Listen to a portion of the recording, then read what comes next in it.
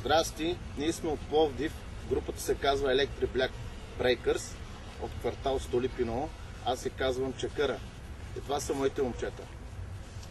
Здрасти, аз съм Яшаренко, Виво и Яши и групата ни е пак Electric Black Breakers. Той представя ми другото момче. Здрасти, аз съм Бибо и Слави. Значи съм от квартал Столипиново. Танцуваме заедно от 14 години. Се борим за каузата. Аз съм Чакъра, играя от 94-та година и съм един от тия момчета, които съществувахме групата, създадохме.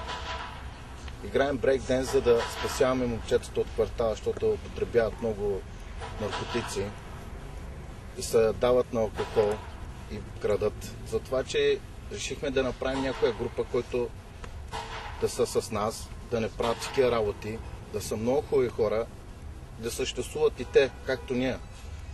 Вече 14 години как играем брейкденс и с момчетата сме много доволни от това. Това ни е един вид като спорт. Всичко ни идва от това. Фитнеса, футбола, абсолютно всичко правим.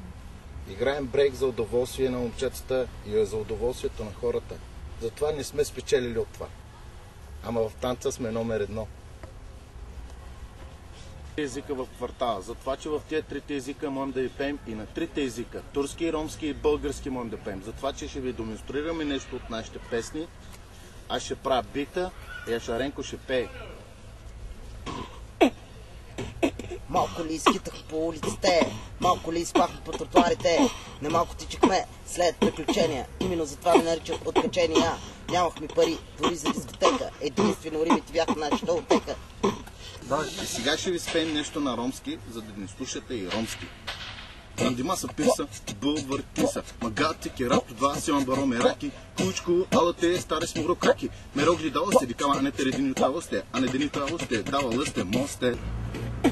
Yine sıra bak, bana geldi, mikrofon benim elime verildi.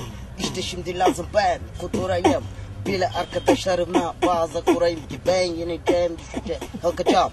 Yine sizin aklınızda, fikrinizde ben kalacağım. Anlasana beni, gerisi ne dediğimse sus konuşma. Hemen kamerayı çek dışarı.